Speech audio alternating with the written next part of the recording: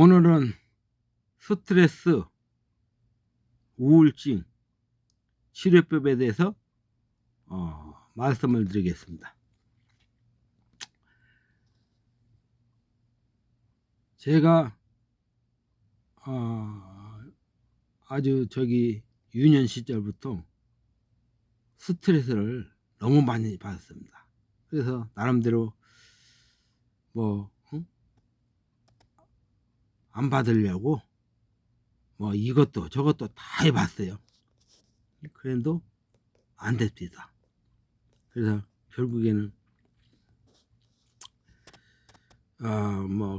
되지도 않는 글을 써갖고 신춘문예에 한 18년을 탈락을 했어요. 올해는 예를 들어서 동아일보, 내년에는 한국신문, 그 다음에는 조선일보 등등등등요.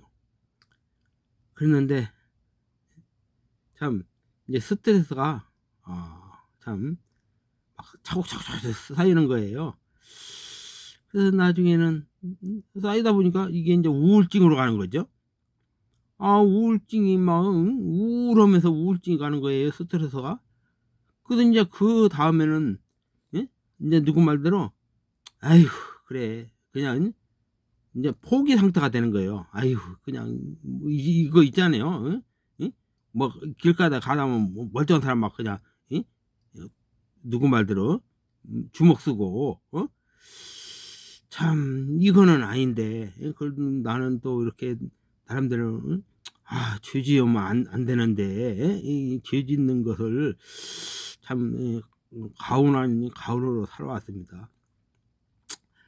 그래서 참 그래갖고 이제 결국에는 신춘문예를 이제 참 떨어지고 하다 보니까 참 지금 자꾸 했지만 한금천 선생님께서 편지를 보내왔어요. 한금천 이름으로. 그래서 이제 산보에 가자고 했는데 참 본의 아니게 또 집에서 문제가 생겨갖고 그걸 참석을 못했죠. 그러다 보니까 또 10년이 흘렀어요. 흘러갖고 그래 내가 그래도 끝내 스트레스를 뺄 수 있는 것이 잡힌다면 나는 참 영원히 취미로 삼겠노라고 제가 그렇게 마음속으로 아주 굳게 가지면 했죠. 내가 죽는 날까지 꼭 이때가 시인이 되겠다 그런 생각으로. 그래갖고 이제 항상 이제 내가 그동안 나름대로 독학을 했는데도 한 건지 아는 건지 얼뻔뻔한 거예요. 근데 이제 참 내가 원래 이렇게 이제 형편이 어려도 또 이렇게 신문을 아주 잘 봅니다. 그런데 석간신문에 또 참 그런 어느 대학교가 나왔어요. 그래서 이제 거기다가 이제 또 연락해서 또 대학원 공부를 하는데 어느 교수께서 김 교수께서 그런 거예요. 취미는 가수, 노래 부르는 가수, 그림 그리는 화가, 글 쓰는 작가, 세 가지가 있다는 거예요. 그래서 내가 손들어 갖고 교수님 제가 뭐를 하면 좋겠습니까? 했더니 이 양반이 대답을 않는 거예요. 그래서 이제 나중에 참 제가 생각을 했어요. 그랬더니 가수를 하려니까 음반을 내야 하는 거 아닙니까? 또 그림을 그리려니까 화실이 필요하고. 그래서 내 환경에는 참 글작가가 제일 현명하구나. 그래서 오늘날에는 또 이렇게 글쓰기나 그림 그리기나 아니면 가수로 부르는 분들은 나라에서 창작 지원금이 배달됩니다. 한 번 나오면 한 400만 원 정도 되겠죠. 근데 이제 그때 그 말씀을 듣고 그동안에는 내가 이게 문학 잡지가 있는지도 몰랐어요, 전혀. 그런데 그 교수님 말씀 듣고 제 눈에 딱 띈 게 문학 잡지가 눈에 들어오는 거예요. 근데 그래 갖고 인자 어느 인자 문학 잡지로 전화를 했어요. 내가 이렇게 글을 많이 썼노라고. 그러면서 거기다 실어주면은 내가 거기에 대한 상황을 하겠노라고 했더니 작가입니까 하는 거예요. 그래서 작가가 아니라고 또 전화 뚝 끊어버린 거예요. 그것도 다시는 안 받아요. 그래갖고 이제 다른 데로 또 이렇게 참 연락을 했더니 저기 작품 보내라는 거예요. 그러면서 내가 이제 한 100편 보냈죠. 그래갖고선 100편 보내고 그랬더니 연락이 온 거예요. 나머지 꼬부치는 거 예, 보내라는 거예요. 그 어떻게 이 양반이 어떻게 알고 나한테 이런 전화를 말씀을 드릴까 하고 또 보냈어요. 그랬더니 이제 그때 이제 동시 작가가 됐어요. 그러면서 저도 이제 않는 의심을 했죠. 올해는 A 문학사 뭐 동시 등단, 내년에는 B 문학사, 이제 수필 등단, 또 다음에는 뭐 C 문학사, 뭐 소설 등단, 그런 식으로 쭉 굉장히 해 나가는 거죠. 근데 아니 시 등단 하는 순간에 그냥 내 눈에서 눈물이 쭉 나오는 거예요. 그러면서 머리에서 머리가 조금 텅 비어 있는 것이 막 그냥 물이 차오르는 거예요. 이빨이. 그래서 머리가 이제 완벽하게 이렇게 옹살샘 같이 불이 차더라고요. 제 느낌으로. 그러더니 그냥 스트레스가 막 우울증 같은 것이 싹 빠져버린 거예요. 그리고 그 안에는 불면증도 왔었어요. 불면증. 참 이게 문학으로 하면서 뭐 불면증, 우울증 또 일을 뭐 그렇게 막 많이 해도 예전에는 막 스트레스 받으니까 힘이 들었는데 문학 작가 생활을 하면서 일을 하다 보니까 힘든 것이 없어졌어요. 막 오뚜기 같이 막 뒤지게 해도 힘이 하나 안 드는 거예요. 스트레스가 없으니까. 그것뿐이겠습니까? 스트레스가 없다 보니까 또 감기도 안 걸리고 다른 뭐 질병도 안 걸리겠죠. 자, 그래서 이 문학이라는 게 우리가 그러잖아요. 스트레스는 살다 보면 그거 있잖아요. 뭐 어떻게 보면 사람으로 말하면 오물이에요. 오물. 스트레스 받을 때마다 그거를 또 이렇게 비율을 늘고 의인화로 해서 이렇게 이제 창작을 해내서 이제 잡채다 발표하면은 그 스트레스가 싹 다 빠져나가는 거예요. 그 참 그거를 나는 그 어린 날이기 때문에 몰랐죠. 내가 이제 작가를 하니까 이게 너무 좋은 거라는 걸 알았죠. 그래서 내 환경이 얼마나 스트레스 받았습니까? 이건 상상을 초월하겠죠. 말 그대로 뭐 그 당시에는 뭐 초등학교도 졸업하려면 뭐 누구 말 들을 거지. 학칙부도 불태우는 학교에 있으니까. 그래갖고선 참 이 문학이 어떻게 보면 참 쟤를 또 이렇게 건강하게 참 또 이렇게 나쁜 꿈도 안 꿔주게 만들어 준 거죠. 그리고 또 이제 그 언어 순화, 같은 말을 일상생활을 하다 보면 뭐 새끼 뭐 이런 사람 저런 사람 많잖아요. 그러다 보면 막 말도 거칠죠. 근데 참 문학이다 보니까 또 내가 다시 나 스스로 언어 순화가 되겠죠. 그래서 시는 이렇게 함축이고 비유지요. 근데 이 장르마다 다 그 맛이 틀려요. 소설은 내 이름만 바꾸면 소설이잖아요. 내 가정사지만 이름만 바꾸면 그런 식으로 또 수필은 또 서정적이죠. 그냥 뭐 어디 놀러 가서 보고 있는 그대로 일기처럼 또 때로는 이렇게 비유를 들어가고 쓰니까. 근데 또 이렇게 동시 동화 쓰다 보니까 또 아이들 마음같이 아이들 생각하면서 또 이렇게 인생을 즐기는 거 아닙니까? 이거는 또 비가 오나 눈이 오나 뭐 방에서 이렇게 생활하다 보니까 뭐 다칠 일도 없어요. 응? 말 그대로 뭐 비 맞을 일 없고, 또 이렇게 뭐 동상 걸릴 일도 없죠.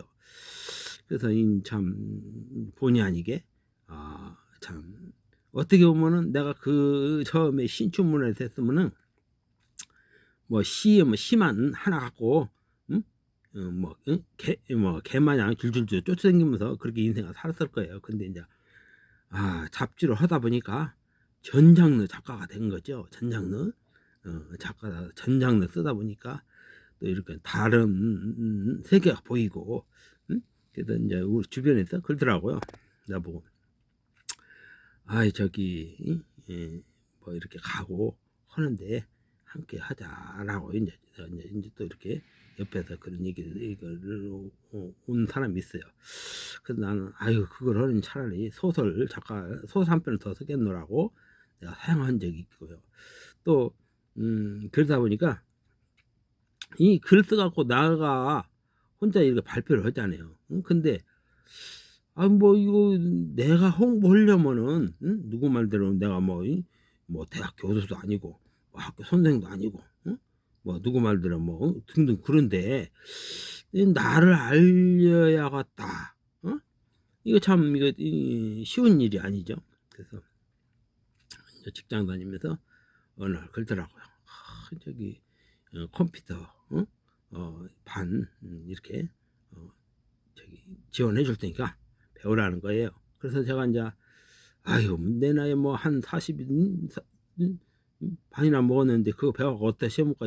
현재 과장도 뭐 내가 없었어도 그냥 살았는데, 그러는데 참 한 이틀이면 그 지원 그것이 이제 끝나는 날이에요. 그래도 내가 그래 그 뭐 배우고 안 시험 먹는데 낫지 하거든. 내가 배웠어요. 배웠는데 요즘에 참 컴맹이 이 동영상과장 편집하는 거 아닙니까? 그래서 준비된 사람만 참 이렇게 행복을 누릴 수 있다는 거. 그래서 지금은 그러다 보니까 동영상 편집을 하다 보니까 내가 이렇게 이제 또 이렇게 출판사, 문학 출판사, 또 이렇게 오문학 발행인으로서 또 이렇게 이제 편집으로서 이렇게 다 하게 돼 있죠. 그런데 뭐든지 그 노력과 노력 없이 이렇게 술과 즐기면 그걸 땡깡하지만은 내가 참 그거를 무시하고, 그 젊은 날에 잠깐 그런 것을 행복을 타파하고 오늘날 이렇게 내가 이렇게 또 이렇게 유튜브, 다음, 네이버, 페이스북 등등 이렇게 참 다 올려서 이렇게 활동하다 보니까 문학으로서 50년 했다는 둥 그런 사람들도 인터넷 처음 안 나와요. 전혀. 요즘에 누가 그렇게 홍보를 해줍니까? 근데 나는 그냥 이름만 치면은 수백 개 수천 개가 나와요. 왜냐? 내가 이게 참 누구 말대로 온라인 유튜브 여기에서는 또 전문가가 되다 보니까요. 그래서 기회는 맨날 오는 게 아닙니다. 기회 왔을 때 바로 하는 거죠. 그리고 내가 그 많은 그런 무조건 내가 알고 안 씹 먹는 것이 행복하다. 그렇게 생각합니다. 그리고 제가 이제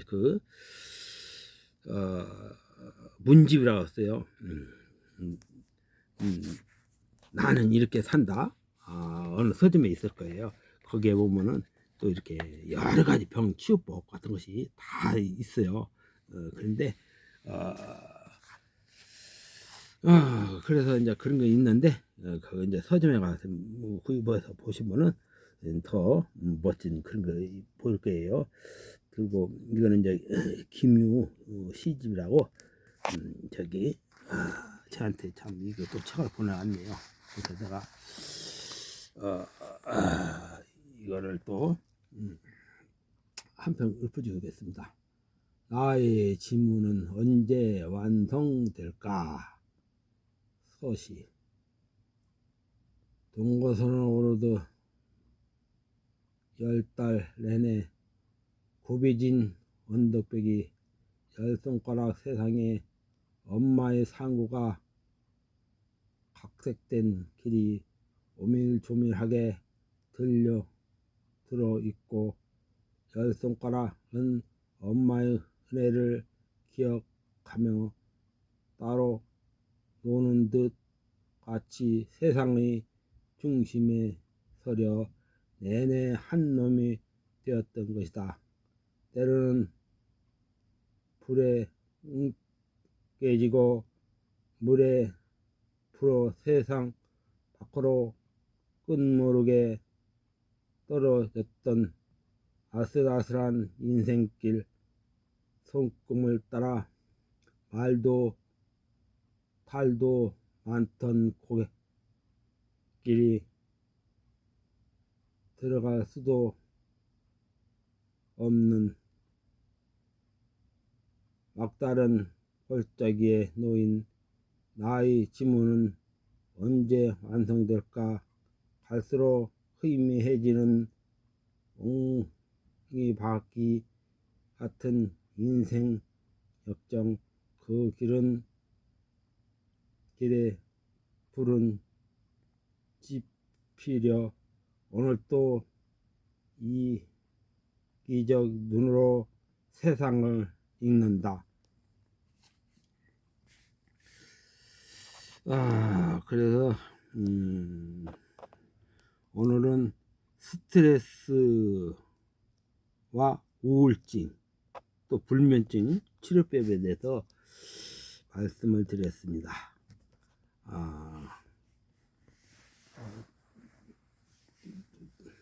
다음을 위해서 또 오늘은 이만 줄이겠습니다.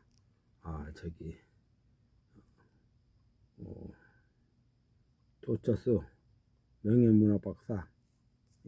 감사합니다. 시청해 주셔서.